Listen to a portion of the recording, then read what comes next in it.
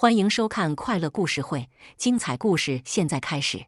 在这一刻，我所有不确定的困惑和怀疑都被验证了。新川早就知道张云欣回国了，他们也早就见了面，只是我还一直活在他的谎言里。看到他们有说有笑的样子，我攥紧双手，强忍住冲上去给他一个响亮的耳光的冲动。我低下头，快步走到离他们不远的位置坐下，竖起耳朵偷听着他们的对话。咖啡厅里客人很多，但不算吵闹。我坐的位置虽然离他们很近，好在中间有一层装饰隔断挡住了他们的视线。其实就算新川看到我也没什么，我此刻背对着他们，穿的也跟我平时的风格截然不同，他不会发现我。从你那边过来，很远吧？我听到张云欣对新川说。新川笑了笑，没事，开车很方便，能够和他见面，他自然是甘之若饴，当然不会嫌远。诺，你要的东西。张云欣似乎拿了什么东西给新川，但我看不到。我打开手机的自拍功能，想借助摄像头偷偷瞄一眼，可身后的隔断把视角完全挡住了。新川接过东西，如释重负，上次的药被我不小心弄丢了，还好有你。药，听到这个字眼，我心里顿时咯噔一下。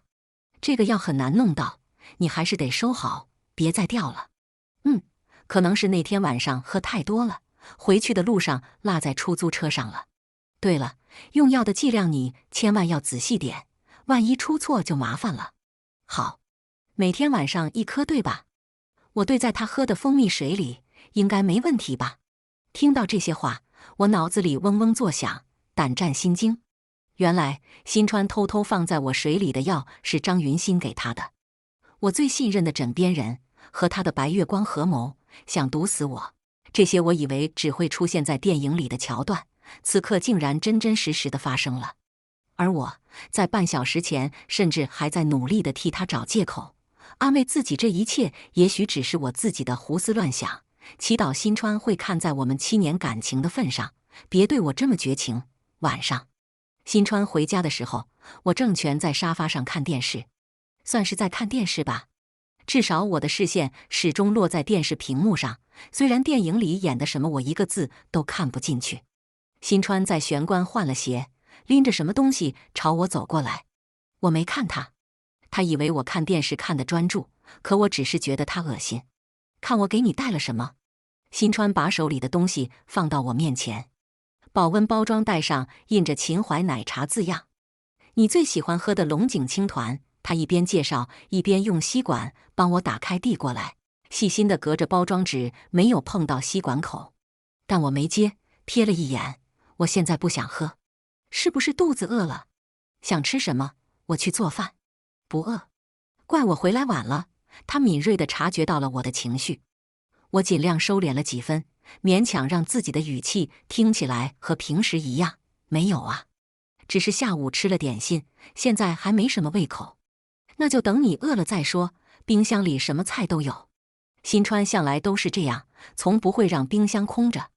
这些无微不至的细节，曾经一度让我觉得自己嫁给了这个世界上最好的男人，拥有足以让全世界都羡慕的爱情和婚姻。可惜，我现在才意识到，这不过是个笑话。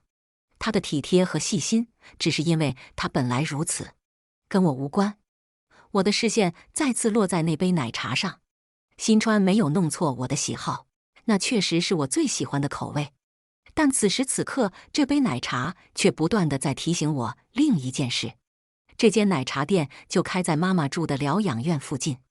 对，就是今天我撞见新川和张云欣见面的那间咖啡厅旁边。刚和自己念念不忘的白月光见完面，转身还不忘给等在家里的妻子带一杯奶茶。新川，他又怎么能不算是个好男人呢？新川坐在我旁边，抱着笔记本电脑处理工作。我好几次想开口问他些什么，但始终不知道该从哪件事开始问起。是柜子里那件沾血的衣服，还是从他外套里掉出来的药瓶，或者是今天听到的那些可怕的谈话？我很想问问他，当他和张云欣谈起要怎么往我的杯子里下毒的时候，他究竟是怎么样的心情？我最后还是选择了缄默。歇斯底里的刨根问底，在我看来，大概是在一段感情消磨殆尽后最不体面的环节。尽管我一句话都没有说，可我却还是觉得有些口干舌燥。我拿过放在桌上的奶茶喝了一口，苦得让人反胃。这时新川似乎已经结束了工作，收起电脑。他转身正好看到我在喝奶茶，开心地笑了笑。我今天去买奶茶的时候，看到他们家出了几样新品，有几样你应该会喜欢。下次我们去看妈妈的时候，我带你去买。你今天怎么会有空跑到那边去？我顺着他的话问。新川听到我的话，没有半点犹豫，下午刚好过去见客户。你看，果然男人在说谎的时候是不会脸红的。至于心还会不会跳，我不知道。电视上正放着电影频道，一部经典的老电影《小鬼当家》。新川见我一直目不转睛，以为我看得入迷，也陪我一起看。看到搞笑的桥段，他边笑边说了一句：“这小孩也太聪明了。”你喜欢吗？什么？电视的声音盖过了我细若蚊蝇的问话，新川没听清。于是我又重复了一遍：“你喜欢小孩子吗？”当我这么问出口的时候，刚才一直气定神闲的新川终于还是露出了破绽。我侧目斜了一眼，在他的脸上看到了片刻的紧张，但他眉头上拧起来的一道皱褶很快就松开了，好像什么也没有发生似的，用他一贯温柔的语气回答我：“我只喜欢你这个小孩子。”以往听他说这种土味情话，我通常会笑着骂他好恶心，可现在我真的觉得恶心，却骂不出口了。我继续假装看电影看得入迷，没有理他，而他好像松了口气。见他津津有味地看电影，我却愈发觉得电影里那个小男孩面目可憎。我想起今天妈妈跟我说的那些话，我忽然想，如果我和新川也有个孩子的话，我们是不是就不会走到这一步了？这样的念头只在我的脑子里停留了一瞬间，就被我扔了出去。需要靠着一个小孩子来维系的感情有多可悲，我比谁都清楚。我跟新川说我饿了，新川马上把自己关进了厨房。我关掉电视，走进浴室。当冷水从头顶浇下来的时候，我从未觉得我的脑子如此清醒。我细细思考着这些天里发生的每一件事，一切似乎都是从妈妈出事那天开始的。我突然想起，我第一次尝到蜂蜜水里有怪味也是在那一天。所以，这是不是可以说明，新川极有可能就是那天警官口中说的和张云欣坐在同一辆车上的男人？太多的事情都巧合地发生在了同一天里，那就不该是巧合了。猛一激灵，一个可怕的画面渐渐在我的脑海中呈现。当新川和张云欣见了面，第一次从他手里拿到了那个白色的小药瓶后，他们一起开车从疗养院门口经过，不小心撞倒了当时刚从疗养院里偷偷跑出来的妈妈，等等。真的是不小心吗？我的脑子像是运作不畅的机器一样卡顿了片刻，随后更多的猜想汹涌而来。首先，新川之所以狠心在我的水里下药，想要置我于死地，大概率是为了维护他一直以来的完美人设。毕竟我们之间关系一直这么好，如果突然离婚的话，旁人肯定会把数不清的骂名安在他的旧爱新欢张云欣的头上，他又怎么会舍得让他承受这些呢？所以只要我忽然暴病而死，那就是另一个故事了。温柔大方的白月光在新川痛失所爱、悲痛欲绝的时候，耐心地陪伴在他身边。两个人兜兜转转，终于发现彼此心里还是惦念着往日青涩的感情，最终选择牵手弥补过去的遗憾。瞧，多么完美的剧本！至于妈妈，她大概是他们这个完美计划中最麻烦的环节。一旦我出了事，新川就要代替我继续履行赡养照顾她的责任。可那样一个连自己的生活都不能够打理好的老人，无疑会成为他们崭新生活中一件沉重而又累赘的包袱。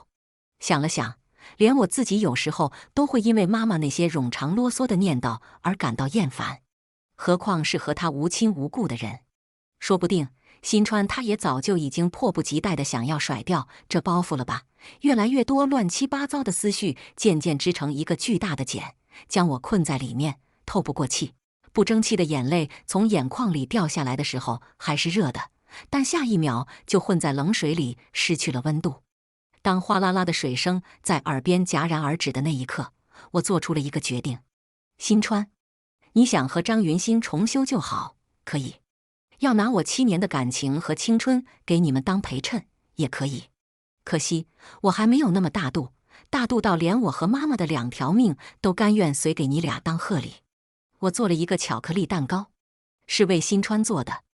我做饭的手艺不如他，但烘焙却是我众多爱好中最熟练的一项。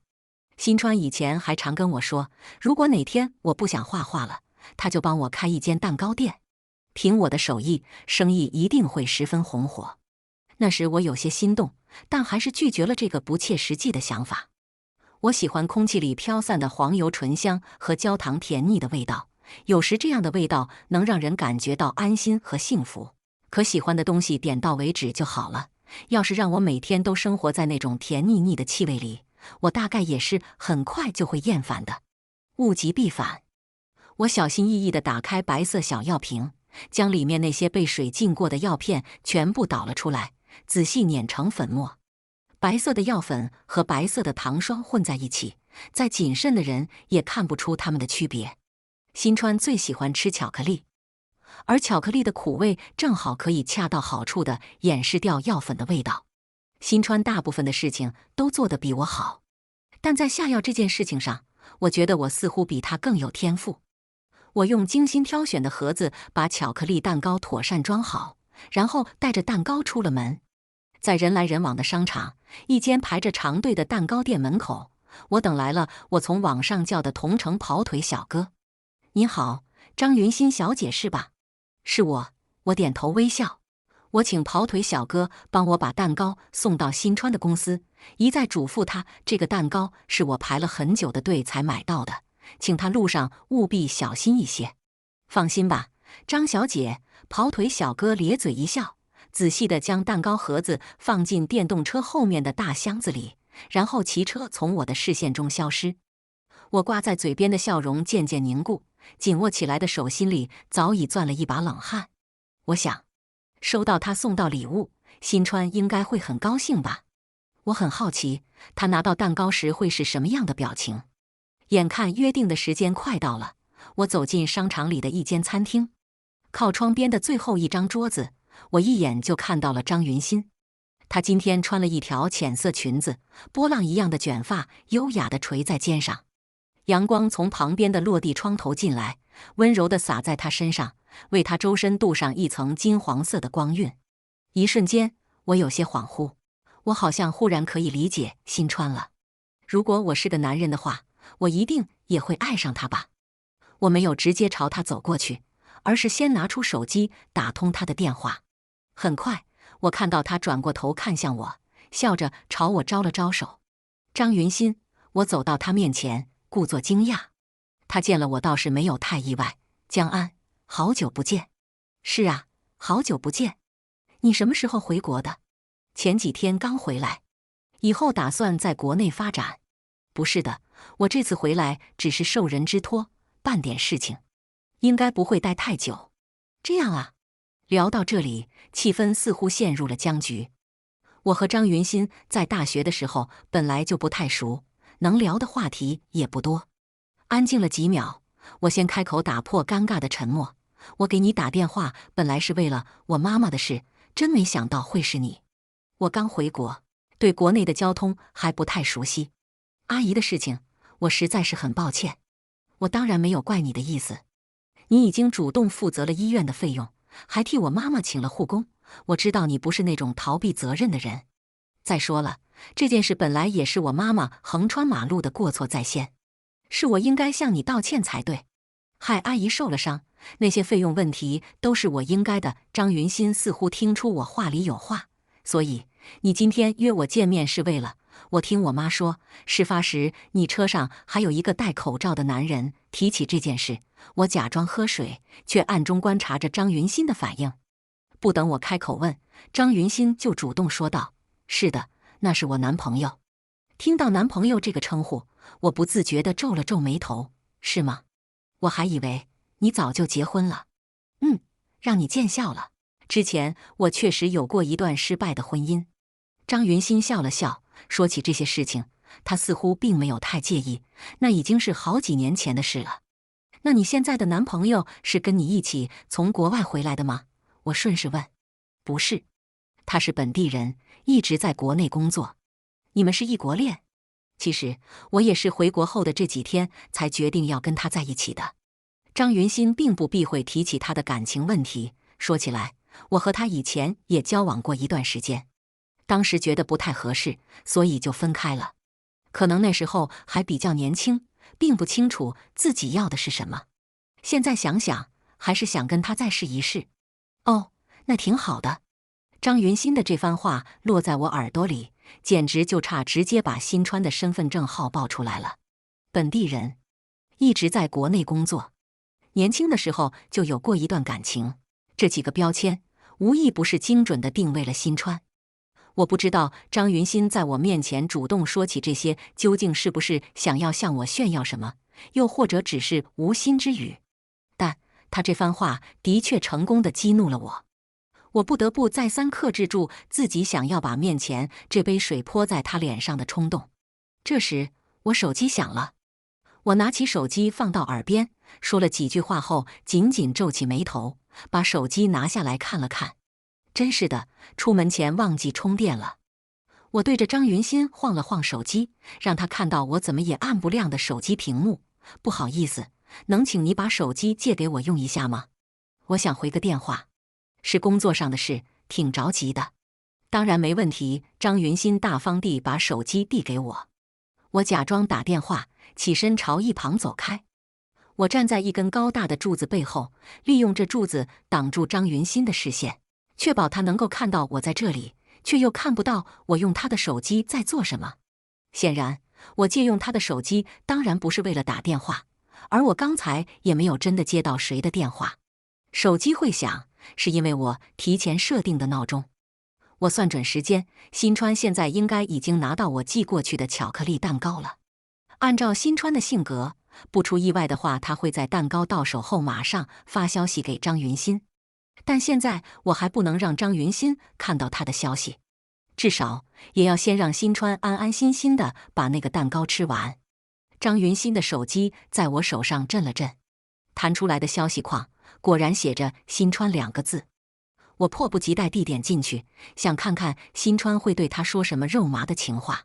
然而我看到的消息却跟我想象中的完全不一样。Cindy， 蛋糕我收到了。我觉得你可能弄错了，这原本应该是要给钟先生的吧？我已经托人把蛋糕寄回你的酒店了，希望钟先生不会误会什么。3条连续发来的消息，附上了蛋糕的图片。放在一旁的卡片上，用漂亮的花体英文写着一行字 ：To my lover。这卡片是我花了一张红票票在蛋糕店里请店员帮我写的，我当然不陌生。让我诧异的是新川的态度。这几条消息里，字里行间透露出的距离感，完全不像是2个热恋中的人会有的交流。我没有时间下菜，趁着张云新还没有起疑，我快速地翻了翻他们之前的聊天记录。第1天，张云新，谢谢你让人到机场接我们，安排得很周到，下次请你吃饭。新川，不客气，应该的，谢谢你愿意回来帮我。第2天，张云新，待会儿有空吗？新川，可以，听你安排。第2天晚上，张云新，我到了，今天谢谢你陪我聊了那么多，下次换我请你喝酒。第3天，新川 ，Cindy， 今天下午有时间见面吗？张云新，下午1点，咖啡厅见。没有密密麻麻、令人恶心的肉麻情话。聊天记录里，大部分是客套的道谢，中间夹着几条语音通话记录，频率大概是每天1次，每次通话时长基本不超过5分钟。只看这样的聊天记录，很难让人觉得他们之间有什么见不得人的秘密。我一时愣住了，这是怎么回事？为什么事情跟我想象的完全不一样？难道说所有的事情都只是我一个人的胡思乱想，他们之间根本就没有什么？可是那天我在咖啡厅听到的那些谈话，又能怎么解释呢？我不能耽误太久，以免张云新起疑心。我利落地删掉了新川发来的几条消息，快步回到座位。我把手机还给张云新，动作间已经透露出了几分慌乱。好在张云新似乎并没有察觉什么，脸上还是那副温柔的表情。你要是有急事的话，不如我们下次再约。好，我确实有点事情，着急去一趟出版社，我顺势回答。此时我已经没有耐心好好坐在这里与他聊天了。新川刚才在消息里说，他让人把蛋糕寄回了张云新住的酒店。我必须赶在张云新拿到蛋糕之前，把东西拦下来。我想了想，在张云新起身的同时开口：对了，你住哪？我顺便送你回去吧。没关系，不用的，你不是赶时间吗？也没那么着急，而且万一顺路呢？我不好意思地笑了笑，本来是要请你吃饭的，结果饭还没吃上就着急要走。你就给我这个机会弥补一下吧，不然我心里过意不去。大概是看我诚意满满，张云新最后还是点了点头。他告诉了我他住在哪个酒店，我连忙答应说顺路，让他坐上了我的车。出发之前，我在车上把手机充上电。哎呀，忘了件事，我拨弄着手机，叹了口气。我本来给朋友订了个蛋糕，让人送来餐厅，想着吃完饭顺便拿走。但是现在我们提前走了，蛋糕还在路上，要不我们等一下？张云新提议。我假装想了想，不然我打电话让人把蛋糕送到你住的酒店吧，他们店离你那儿比较近。我现在过去时间应该正好。当然没问题，你让他送到后跟前台说我的名字就好。张云新主动道。他的话正合我意。酒店离商场并不远，一路上我们几乎没怎么聊天。只是在张云新听到我的导航语音时，他有些惊讶，这个声音是新川。要不是张云新提起来，我差点就忘了。我手机里地图导航的语音包是新川自己帮我录的，因为平时听习惯了，所以我本来没觉得有什么特别，而张云新一下就认出了他的声音。不知道为什么，明明我才是新川的合法妻子，但在此时面对着张云新，我居然有点心虚。啊对，我听说你们早就在一起了。见我支支吾吾，张云新以为我是害羞，笑着接过我的话。他话音刚落，导航里新川的声音打断了我们的对话。前方十字路口左转。左转哦。小笨蛋，还记得哪边是左吗？一时间气氛有些尴尬。我局促的不知道该说些什么，却听张云新笑了笑：你们感情真好，真羡慕啊。这有什么好羡慕的？你和你男朋友一定也很恩爱吧？他工作太忙了，而且就算有空，他那么木讷的人也不会帮我弄这些小玩意。张云新的这句话竟让我真的听出了几分羡慕的语气，夹杂在羡慕里的，好像还有一丝遗憾。我有些分辨不清。我想起当时新川之所以会帮我录这个语音包，是因为我从前经常夸他声音好听。那时我才拿到驾照，开车的技术惨不忍睹。有句话叫人菜瘾大，我自知技术不好，却还每天吵着非要开车去接新川下班。晚高峰无疑是整座城市交通最混乱的时间段，每走错一个岔路口，就得多绕一倍的冤枉路。于是那几天，我和新川每天晚上都要多花2个小时耗在路上，回到家吃上饭，大多是8、9点钟的事了。我不愿意承认是自己太笨，总是把锅甩到导航的头上，都怪这导航说得不清不楚的。光说左转，我哪知道哪边是左？我撇着嘴抱怨，把坐在副驾驶上的新川逗得笑个不停。我一边怪他居然敢嘲笑我，一边在手机上翻来翻去，想换一个语音包。那段时间电视上正在热播一部偶像剧，我对那偶像剧的男主情有独钟，于是毫不犹豫地选了他的语音包。然而不出意外，第2天我去接新川下班时又走错了路。按照惯例，无辜的导航又背上了锅。新川在旁边幸灾乐祸：看来你这新老公也不行啊，你行你就上，不行别逼。我没好气地瞪他，他挑起眉头问我：那你觉得是我声音好听，还是他声音好听？好听有什么用？路都指不对。绣花枕头一包草。我不情不愿地把驾驶座让给新川，他开车带我回家。从那天之后，我就再也没有兴趣去接他下班了，大概是过了3分钟热度。后来没过几天，新川快下班的时候，突然神秘兮兮地给我发微信，让我去公司接他，说有礼物要送给我。我一边吐槽他这戏码太俗气，一边屁颠屁颠地冲到车库。当我掏出手机打开导航，才发现新川不知道什么时候已经把我的导航语音包换成了他自己录制的版本。一路上我都听到他哄小孩子一样的口吻，下个路口往右边转，右手就是你拿筷子吃饭的那只手哦。我不经常开车出门，除了新川之外，也没什么朋友会搭我的车。这么久，我早就习惯了这个幼稚的语音包，也从来没有想过要换掉。平时一个人听着还好，可现在张云欣坐在旁边，事情就变得有些诡异了。每当新川的声音在耳边响起的时候，我都尴尬得恨不得在地上挖个洞钻进去。好在从商场到酒店的路不算很远，几分钟后，我终于摆脱了这样尴尬的局面。到了酒店，张云欣向我道谢，我和他一起下车。出于心急，我脚步比他快了一些。你好，请问刚才有没有人送一个蛋糕过来？是送给张云欣小姐的。给张云欣小姐的蛋糕是吗？有的，请您稍等。前台服务员转身去取蛋糕，张云欣也来到了我身旁。因为我上车时就先解释过，他并没有怀疑什么，真的相信了蛋糕是我订来的。取到那个致命的巧克力蛋糕后，我和张云欣匆匆道了个别，便提着蛋糕从酒店落荒而逃。此时的我多待1秒都害怕他会发现藏在这个蛋糕里可怕的秘密，直到回了家，我忐忑不安的一颗心才终于放了下来。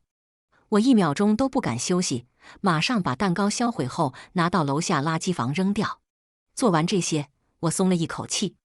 不知为何，在这一刻我突然有些庆幸新川并没有吃这个蛋糕。或许我终究还是心软的吧。夫妻一场，就算这段感情真的已经走到了尽头，也不该以这样残酷的方式画上句号。我精心设计的蛋糕计划就这样窘迫潦草的收场。可接下来我又该怎么面对这一切呢？坐在沙发上，我再次陷入了迷茫。我反复回想着吃饭的时候张云欣对我说的那些话，她口中的那个男朋友究竟是不是新川，我不得而知。他们之间的聊天记录实在是太干净了，干净的让人根本无法怀疑这2个人之间会有什么多余的感情。难道在今天见面之前，张云欣就提前清理过聊天记录里的痕迹吗？不，这说不通。就算他早就知道今天见到的人会是我，他又怎么可能提前就猜到我会突然找他借手机用？还有，新川在收到蛋糕后的反应也不对劲。他不但礼貌地回绝了张云欣的心意，而且还在发来的消息里提到了一个叫钟先生的人。会不会这位钟先生才是张云欣真正的男朋友？可是，就算一切都是误会，都是我的胡思乱想，那几天前在咖啡厅里他们的对话又要怎么解释？我那天明明听得清清楚楚，新川一再向张云欣确认能不能把药放在我喝的水里。医院的大夫也说了，那种药要是吃多了会有致命的危险。我明明就没有生病，他们为什么要想方设法的让我吃下那么危险的药？我想不出任何合理的解释。无数的困惑塞在我的脑子里，撑得我的脑袋隐隐作痛，像是快要爆炸了一样。事情发展到这一步，我知道我现在除了和新川开诚布公的谈一次之外，已经没有别的选择了。张云欣迟早会告诉新川，今天他和我见过面的事。说不定蛋糕的事情也会很快被新川发现是我做了手脚。事到如今，无论是我还是他，都没有办法继续活在自欺欺人的谎言里了。我在餐厅订了包厢，价格不菲的牛排和红酒。这天并不是什么特殊的纪念日，所以当我把餐厅地址发给新川的时候，他有些意外。他知道我是个抠门到家的金牛座，平时跟他吐槽最多的就是西餐厅又贵量又少。但这也许是我和新川在一起吃的最后一顿饭了，我想至少应该郑重一些。但愿这样的环境能时刻提醒我，无论发生什么事，都要为自己保持最后的体面。餐厅就在新川的公司附近，他下班后迫不及待地赶过来，因为我在微信上跟他说我给他准备了一份惊喜。我不打算拐弯抹角，在他来之前就已经把用礼盒包装好的惊喜放在了他的座位上。看到礼盒的时候，新川开心地弯起眉眼，笑得十分好看。我忽然想起我们曾经在学校一起打球的某次，他从我手里接过我给他买的可乐，也是这样冲我笑的。今天到底是什么好日子？请我吃大餐，还给我买礼物。新川落座后没有马上打开盒子，而是问我。我很想也对他笑一下，但我僵硬的脸怎么也提不起来。最近你工作太忙，我们很久没有好好聊聊了，我对他说。怎么了？突然这么严肃？新川显然有些被我的态度吓到了，他起身坐到我旁边，小心翼翼牵起我的手，哄着我。安安，这段时间我工作太忙了，要是有什么事没做好，惹你生气了，你大人有大量，放我一马，好不好？先看看盒子里的东西吧。我没有回答新川，只是用眼神指了指被他遗忘在旁边的礼盒。听我这么说，他才犹豫着打开盒子。我直勾勾地盯着他，生怕错过他看到放在盒子里的东西时的任何一个表情。我看到他先是诧异地皱起眉头，然后很快又恢复了平时冷静的模样。安安，你就是因为这东西才生我的气的。我没生气，只是好奇，好奇他到底还有多少我不知道的秘密。我瞥了一眼盒子里的东西，沾血的衬衫，白色小药瓶。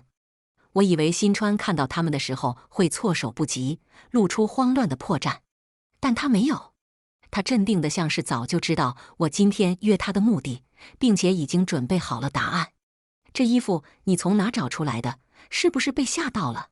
对不起啊，我本来是想抽空拿去干洗店看看能不能处理一下，只是最近实在太忙，一直没想起来。